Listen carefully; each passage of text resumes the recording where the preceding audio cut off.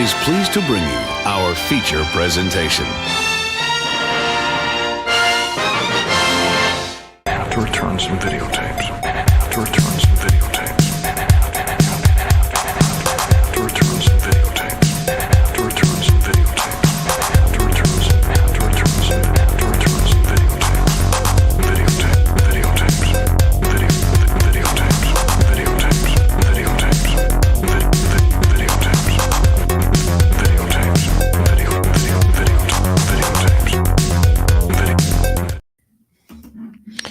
Hey, welcome back to Strange Glow Video. My name is Justin. With me, as always, is my esteemed colleague, Alec. How you doing?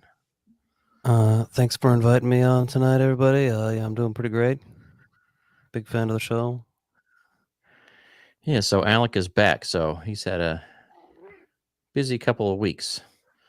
So working the other night when we did the Ecto 1A live stream, and then last week he had some tech issues, and then tonight he overcame the issues. So here he is.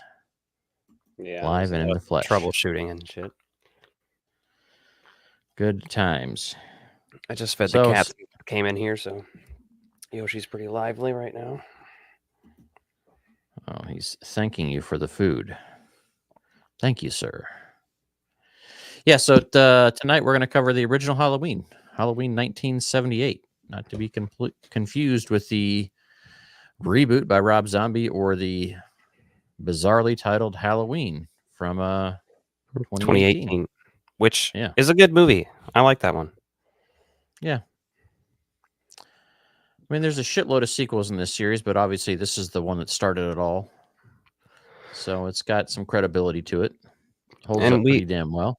We kind of previously talked about it before when we were going by a different podcast name. Yeah, it's been quite a while. I think it's still pretty relevant. You know, it's the week of Halloween. It's one of the older slasher films, right? You know, this is influenced by Hitchcock, obviously, and some other things. You know, they say it was influenced by Black Christmas as well. Yeah. John Carpenter alone, right, is worth the cost of admission.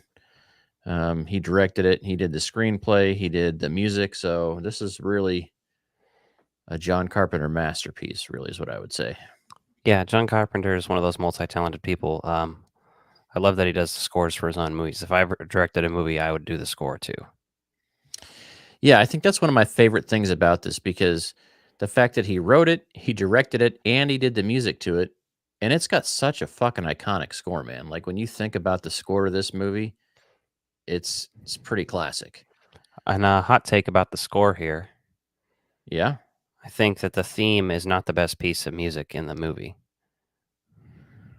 My favorite piece is Laurie's theme is, I think, my favorite. Yeah. Which is the one that's playing when lurking shit is happening. Mm-hmm. Yeah, there's some real good stuff in this. And this movie is more a psychological thriller than it is a slasher, even though there's plenty of slasher elements in it. Did you know he kills 2 dogs in this movie? Let's see. Yeah, he kills that dog early on. Well, the thing is, one of them is killed off screen but talked about. They don't show its body, and then they later showed its body in Halloween Kills in the flashback, because he said, "Oh, Michael must have gotten hungry," in this one, and it shows like a half-eaten dog corpse in Halloween Kills. Yeah, that's fucked up, man. I always get pissed when the dog dies. And then there's the other dog. Lester is the other dog's name. Is the main dog that gets killed by him. Yeah, that everybody thinks of. You know, fucked up. Well, so obviously this movie is iconic because we start with the flashback scene of, was it 1963? I think it said it starts in. Mm-hmm. And then obviously we see the young Michael Myers go and kill his sister, and like that kind of topless, like through the mask scene, which, to me is a very fascinating way to open that film. Way ahead of its time anyway, for the fact that they showed it kind of from the killer's perspective, right? Which, if you're a Scream 4 fan, you will recognize that Halloween is not the first movie to put you in the killer's point of view. Black Christmas isn't either. It would be a film called Peeping Tom. Mm-hmm. Yeah, But I mean, just getting that early on in this film Yeah. really kind of sets the stage for it. And then I like how it doesn't go back to that really too much. It's not all about that. It just kind of gets you that vibe to set it up like, there's a deranged killer here. And it's a way to show that first kill without it being obsessively gory on screen, right? Because it's blurred through the mask. So it's almost it almost felt like a way to appease the ratings board, right? A way to make it feasible without taking away from the fact that this guy's a crazy killer, or this kid is in this scenario. Yeah, I can see that. The kills in general, let's talk about some of these real quick while we're on that subject. Unless you Well, want so to. we can just talk kills. We're just having a loose conversation here. It doesn't have to have any format. But obviously the first kill, the sister, the first off-screen kill that we kind of really understand is the auto shop mechanic. Yeah. Whose coveralls are stolen, which is, he's found dead. And I thought that was interesting too. They don't show the death off to Dr. Loomis, right? He's not aware of that. He just kind of misses that part. He doesn't go that far, which I thought was interesting. The what? I'm sorry. The auto mechanic, Loomis doesn't see his dead body. But he knows that he's dead, I think. At least that's what I gather in that scene, right? That he's like, oh, shit. Yeah. Well, we know that Michael has... Because the body, it showed what, just out of frame to us while he's looking around? The body's on frame to the right, kind of in that hay pile or pile of grass or whatever out there, and then Loomis is just around the corner by the vehicle. And so I thought it was interesting that they didn't have Loomis find him. Like, Loomis implies that he knows what's going on. He's already scared of it, but I wonder if that would have upped the ante had he seen that, Right. Just that level of paranoia. Because in real life, finding that dead person that early would really have alarmed people. So, then there is, I don't know exactly what's next. Might be one of the dogs. And then the two that are ringing a bell are the one in the car when he strangles her. mm-hmm. And then the guy who was sleeping with PJ Souls gets stabbed in the kitchen up against the cabinet or something. Yeah. What is that? The door he gets stabbed into and left up there? Yeah. Well, then Michael Myers likes to do shit with his body. It's kind of a performance art, so he drags these bodies around and does some shit with them, just like he brought the Judith Myers headstone all the way up there. I just I want to see the long version cut of this, of him dragging that up the stairs, taking sweat off his brow, even though it's a mask, and shit. Yeah, stops to get a drink of his Dr. Pepper. Oh, behind the scenes. Yeah. I mean, the supporting cast in this, the whole cast in this movie is amazing anyway, right? PJ Souls is great. You might also know her from Stripes and a ton of other stuff. She's great. Obviously, Jamie Lee Curtis making her debut. And when you really think about it, she really plays this character's innocence off very well here in this old original. I feel like it's done pretty well in this. There's moments where you're watching it where you're like, oh, okay, I feel like legitimately this might be how you might act if this shit just happened to you, when she's running out of the house into the street and just screaming belligerently and not able to even really get too many words out, just as going through it. And it's it's pretty realistic still, even looking back. The shock and terror that she shows off is pretty authentic there, right? It feels pretty unsettling. So I think that works pretty well there. Absolutely. But I mean, even when you just think about her talking to her friends, her level of innocence compared to her friends is pretty fascinating. Where she comes across as, I don't want to say prude is the right word, but she just comes across as inexperienced in some stuff that her friends are into, right? So that kind of gives her this innocence throughout the movie that really works for her character, I think. Makes her believable compared to some of the other ones. I mean, it just adds to the overall story. Yeah, I mean, this is one of the this one's not very unhinged, as far as Halloween movies go. No. It's pretty grounded. So even Loomis is pretty grounded in this one, when later he's fucking rabid and insane. Yeah. But I do like him showing up and threatening those kids. What does he fucking say? What's that kid's name? God damn it. I know it, but I can't recall it. Tommy Doyle? It's not Tommy. It's that he's talking to. It's one of the other younger kids.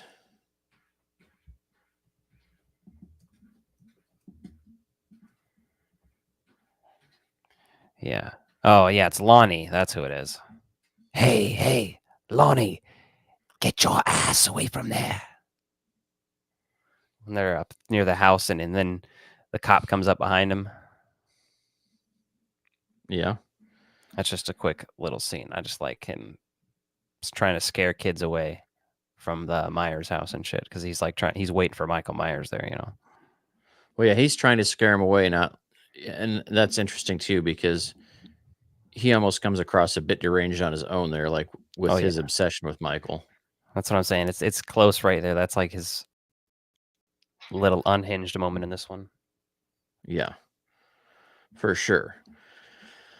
Oh man, you just think about this entire movie is so good, and this one isn't necessarily my favorite to watch, which may seem like a strange thing to say. It's so good, but it's almost 2 hours, or ballpark at 2 hours, and it's got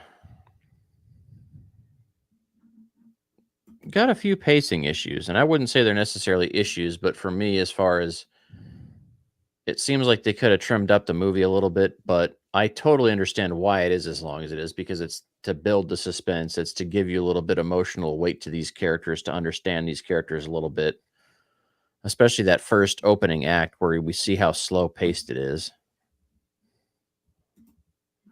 I do like the scene where they're like, hey, speed kills, and then he slams on the brakes, because like clearly it's a different take because the car's going much faster when they pan back over, and it slams on the brakes to get to braking like that, which is hilarious. Yeah. But and I like how they can't really tell that he's wearing a mask in that little scene. So I enjoyed it. As far as you were saying, pacing and everything like that, I think this one is definitely benefits from the Halloween mood and vibes. All of these movies do, but this one in particular has a lot of fall elements: the trick or treating, the pumpkins, the pumpkin carving, the watching the Thing, which is foreshadowing into his later directing of the remake. Yeah. That all of the Halloween movies, at least some of them, tend to have. H2O has it. Halloween 3 definitely has it. There's Mask Factory scene that's basically just porn for me. And then, what else am I thinking of? Oh, I guess Halloween 3 was the other one. But anyway, Halloween 4, I think there's a drugstore in that one that's like full of Halloween decorations. It just makes me, it gets me going. Yeah, when I was watching it this time, because the more you watch a movie, the more you just start paying attention to the background, the settings, and all the details in it, because you know the story. So you're comfortable to let your eyes wander in the whole picture, the entire framing.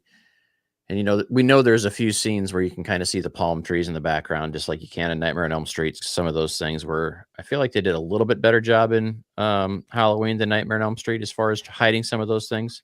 It's not super noticeable in Halloween, and it's like if you're looking for it, you can find it. But like at Nightmare on Elm Street, it's like, oh shit, there's palm trees. Wait, yeah, where the hell are you? Yep. Well, so we're supposed to be in Illinois there, and then typically, especially in 1977, when they would have shot this, you're looking at fall would be in full effect there, right? Especially at that time.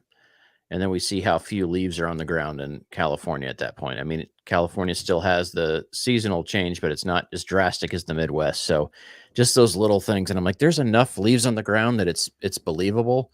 It doesn't bother me too much, but thinking about it, but I'm like, oh man, I just think about like a windy Halloween time in the Midwest, or, even on the East Coast where there's tons of those trees, and like you just see all the colored leaves and everything kind of creating some chaos and havoc, and kind of setting that mood, that ambiance that you really enjoy about the Halloween season. Yeah. So overall, though, I love the houses they have in this movie. All the little scenes they have, everything feels pretty natural. Feels pretty good.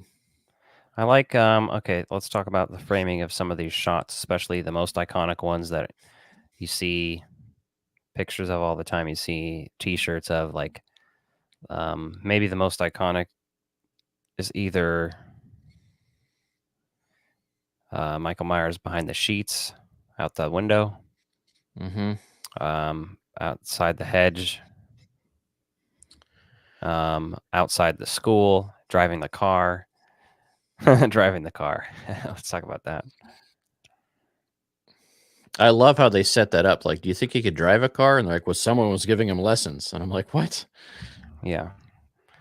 Okay. But I mean, I think it's not that far-fetched to think that someone couldn't figure it out, right? I mean, they're not implying that he's driving a stick shift around, right, or anything like that. So, I didn't know you had your license. Yeah, exactly. Fascinating. I do like that he's driving the car around town and just driving around like an asshole, no less. Even, and you're just no one in town notices this, and they just think Loomis is an asshole. They're like, yeah, this guy doesn't know what he's talking about. He's driving around, notices, intimidating teenage girls. Like you do on Halloween.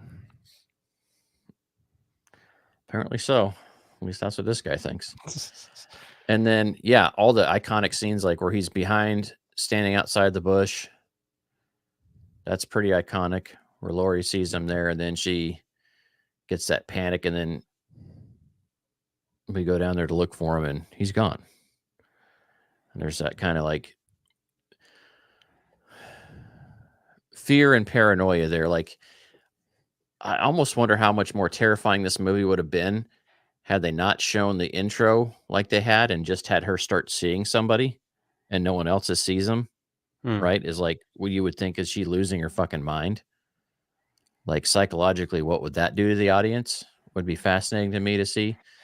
But we already kind of know it's at least a real person, but all of her friends think she's kind of crazy. So I do like that they build that up. So none of them think there's a real threat there, but she's really in this fearful state of this tension slowly building. Even when she's like on her bed in her bedroom, and like you just see that the window's open, there's some wind blowing through the curtains, and it just kind of sets up this vibe like of danger. And it's like innocent danger, because, you know, tons of people have their windows open. They don't think about it.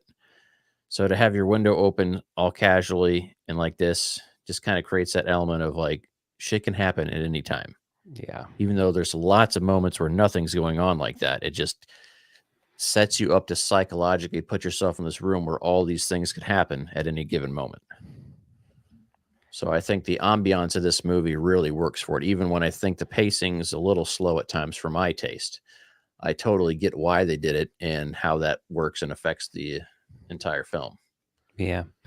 I'm definitely a guy who's interested in watching like all of the Halloween movies, except really the Rob Zombie ones. I'm really not interested in those.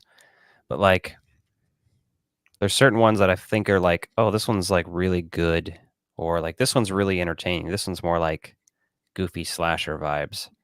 You know, like the Curse with Paul Rudd and stuff. Like that one's definitely. Yeah, a lot of the later movies kind of get into that world where they're just competing with other horror franchises. And so it's a little more to the point. It's a little cheesier in moments. Well, and much like the Nightmare on Elm Street films did that too, right? The first one starts off as a very scary movie with certain elements to it, and then they just kind of embrace the wacky a little bit the later you go with these movies. Almost everybody does it, yeah. It's hard to not do that, right? I mean, you have an original concept that works well, but then, you know, if you want to do more, you're almost satiring yourself at that point. So how do you embrace that with still making something worth watching, you know? Yeah.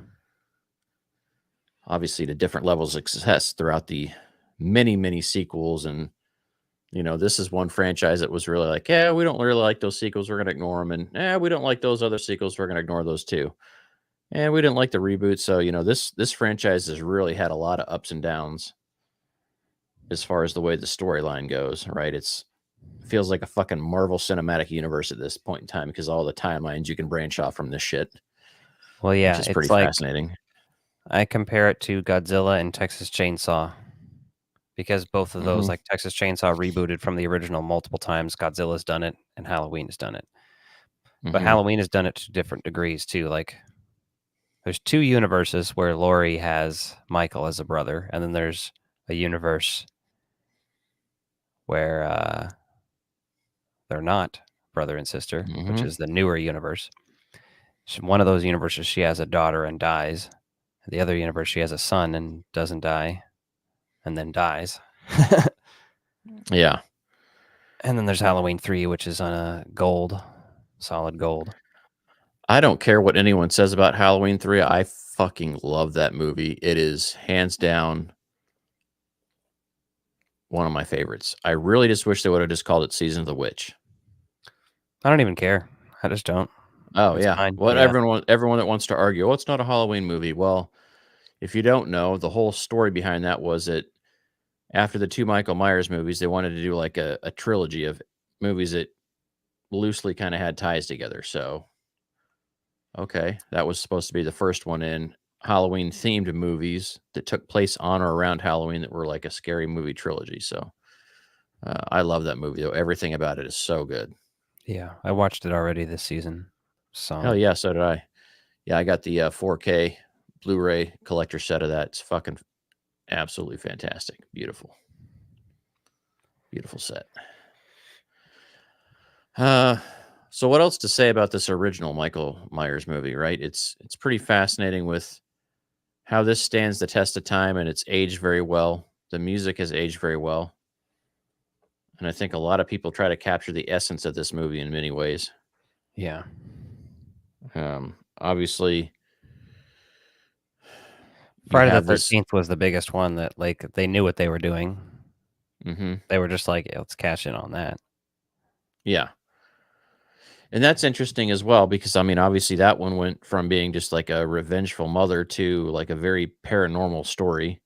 And much like this one, just went from being a casual killer to being very paranormal and all the weird shit that they were able to pull off with it, which I love the imagination they all did with these, but these original films really just set up so much. And when you think about horror movie and independent horror and like what we've even had this year, like these classics still really hold up to this day and they still influence filmmakers, right? It's not like people are completely ignoring these. I feel like if you're making horror, you are familiar with the original horror, right? I don't feel like you're, like to make an action movie today, you could have not seen all the 80s movies that we love and do great at it. But I feel like to be a horror fan and to be making good horror these days, you really have to know your films and your film history to do it well. So, yeah. That is one thing I appreciate about Damien Leone and the Terrifier movies is that he's trying to create something that is reminiscent, but going forward as well. About with a modern slasher. So I appreciate that. Yeah, I do feel like that. I mean, obviously, the Saw movie created a big franchise in the horror movie world. 20 years ago. Yeah, exactly. That's what I'm. I mean, Yeah. that's been so long now. So, it used to be you could get several a decade, right? When you think about, okay, so think you're in the late 80s, early 90s. You're walking down the horror movie aisle. You've got the Hellraiser series. You've got Nightmare on Elm Street. You've got Halloween. You've got Friday the 13th. And you've got all the Critters and like all these things. Like there's just so in the many early franchises. 90s, you'd have at least a couple Critters out for sure. I don't know how many. Then you'd also have at least the first two Child's Play movies, Mm-hmm. maybe the first Leprechaun, second one. There's all sorts of stuff that was happening, Yeah, it just feels like there's always these genre movies, and so to have like an iconic mainstream monster again in Terrifier is pretty fascinating now because it's been so long since we've had a fresh killer that's really caught on at that level. And it's about time because they do keep bringing them back. Well, yeah, Like they we keep trying to get go back slasher to movies, but they're either standalones or extremely independent and small. And we either don't hear about them or only horror fans do, and they don't ever reach that like iconic status. Or Well, they're like returns, sequels, like the Halloween. We've had Michael Myers, we've had new Scream movies recently, and I'm thankful for that. We even had a new Evil Dead movie, not a slasher, but yeah. So I watched a movie on Hulu last night called Carved. Had pretty bad ratings on everything, but it looked fascinating to me. And the thing that sold it for me was basically someone's review, just snippet on it said, reminiscent of the bizarreness of the original Evil Dead and Evil Dead 2. Just like the style of killing and the gore in it. I was like, okay, that alone right there was worth it for me to watch. I was like, okay.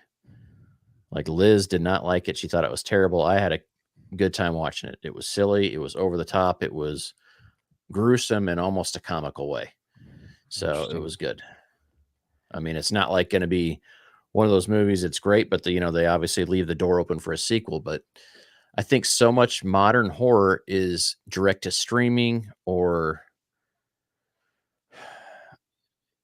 and not even just direct to streaming. It just skips the theaters, right? So it's direct to home video, direct to streaming. It's just not getting wide release or not a big marketing budget. Yeah. So it's hard for some of those characters to get out there. Like Psycho Gorman, we should have 4 of those by now.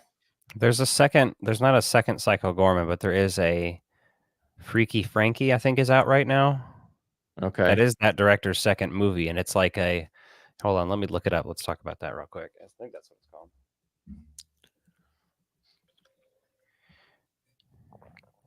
Is that what it's called?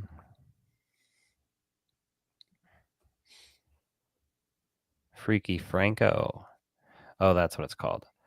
So you should look up a picture of it. It almost looks like Garbage Pail Kids or Trolls style, like monster. Frankie Frico. Okay. That's what it is. Okay. Frankie Frico. And there's like this guy, he looks like a demon version of Hoggle from the Labyrinth. Oh, okay. Yeah. Okay, yeah. Workaholic yuppie Connor is in an existential rut until one night he catches a bizarre ad for a party hotline hosted by a strange dancing goblin, Frankie Frico. Sounds fucking awesome, dude. Yeah, that's what I'm all about. Like, get some weird shit out there. And like a lot of these have a good amount of practical effects that are really making them fun and they feel like a throwback, but they're also fresh. That's what I'm all about. Like, I think you would appreciate Carved. I wouldn't think you're going to say it's a good movie, but I think you would say, okay, that was fun, at least worth watching once. Yeah. But yeah, Crazy House. Have you heard of that one? I have not. They're pretty good. I haven't seen it yet. I think we'd have to rent it to watch it right now, but it is a Dutch action horror comedy film. Is what it's described as. Shot on location in Amsterdam. It stars Nick Frost, who is in Shaun of the Dead and stuff like that. Oh, okay. And Alicia Silverstone's in it. Nice. The plot is, in the 1990s, a religious homemaker, Bernie, and his family suddenly discover the workmen in his house are Russian criminals prepared to tear the house apart looking for loot. But I swear, there's some weird, like, it's like looks super fucking gory and like, like there's demons or monsters or something in there too, like that they didn't mention in that plot, judging on the trailer that I saw. And it starts out, it looks like a sitcom, like making fun of Full House or something, you know? Oh, yeah.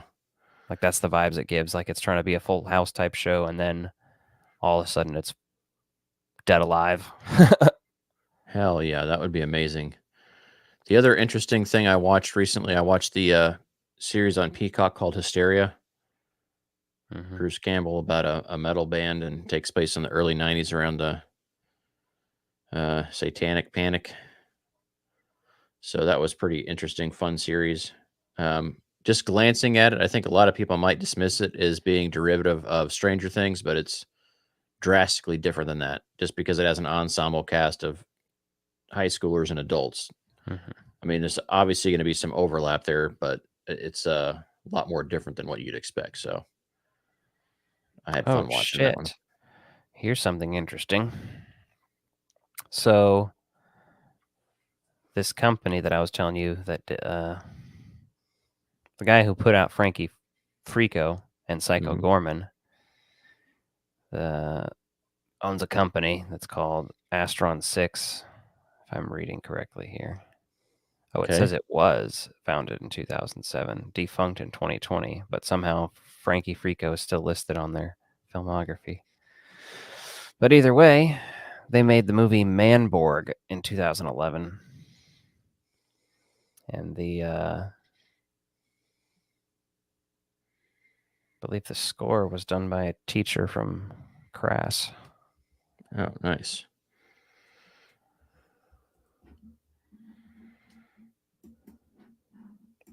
But it says music by someone else, but it doesn't say score, so I don't know. Maybe he lied. Or maybe he contributed music to it. I don't know. Oh, okay. Because he's not listed on their Wikipedia. Yeah. You know how that goes. Well, that's about all I got. Yeah, I mean, the original Halloween's hard to beat. It's really fucking good. It's just such a moody film with as far as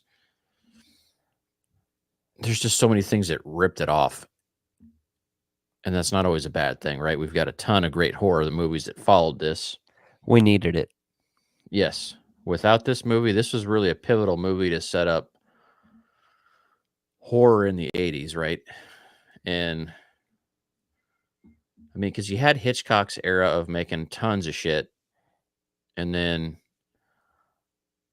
it's just fascinating to see like where horror went after that because Hitchcock was very limited with what he could do. Like when you go back to Psycho and you just think about like how controversial that was and like how unsettling that was for the audiences now, and like we watch that and it still holds up. It's tame though, because we've been experiencing crazy shit like Human Centipede and the Saw movies now. So yeah, but you could see like why there's an entire generation of people that are like didn't want to shower. They're like, I can't shower after the shower scene in that movie. Like it was that unsettling for them. Don't go back into the water. Yeah, created a lifelong fear of sharks, of showers, whatever that is, So it's when I saw Alien, I was like, I am done with NASA. I quit. Yeah. Never going into space. This isn't. I'm never going into space again. I'm done. Yeah. So I don't think there's really much else to say about the original Halloween. It's fucking awesome. I enjoyed watching it again, and it's one of those that you must watch every year. And then the sequels are fun to mix in every now and again, right? They're not something I want to watch every year, but when they make a new one, I'll go and see those in theaters, right? And well, yeah, like 4, I have various reasons to watch 4. I like 4. It has a whole another vibe. I think it's better than 2 in terms of like actually being good. I think it's next to the original, besides 3, obviously. And then Curse, because of Paul Rudd. That's always a good watch with Paul Rudd. Yeah, in there. Honestly, he's great in that. It's amazing. And then H2O is timely because I saw clips of that when I was a kid. Yeah. So, and it always scared the shit out of me. I remembered like the kid being killed by the ice skate. Yep. Yeah, I remember that coming out, and obviously it was rated R movie, so I couldn't get into it at the time, but we were sure able to rent that motherfucker. Yep. That was the beautiful thing about it. I love the rental stores for that reason. You could go rent that stuff, and if you didn't have it, somebody else would. So there's so many options to see those things. But yeah, that's the original one. Anyone out there? We did have somebody ask over on our Instagram about the show because there's plenty of people that haven't been watching on the YouTube. They're still just kind of tuning into the audio feed. So we're going to try to get the audio feed updated here over the next couple of weeks. Get this backlog of episodes that we've done on here, get those over on the audio stream. Not that you're going to be hearing this in a timely manner, because by the time you hear this, you'll be catching up and hopefully caught up. But know that we're aware. We haven't forgotten about you. We've just been lazy. And that's basically that. So, want to shut this shit down? Shut these off. Shut these all off. Yeah. All right. Well, have a happy Halloween. Do some weird shit out there. Don't do anything illegal. Don't do anything to get yourself in trouble. But I don't know if that don't do anything illegal. There's some illegal things you can do. Sodomy is still illegal in some places, and if it's consensual, go for it, baby. That's the perfect time, Halloween night. Also, get high as fuck. I don't care where you live. Yeah, that's true. Be safe, though. Yeah. Don't be irresponsible about it. Yeah. That's fair. That's a good call. Hand out candy if you have the means and carve a jack-o'-lantern, you fuckers. Happy Halloween. Yeah, and we'll see you next week.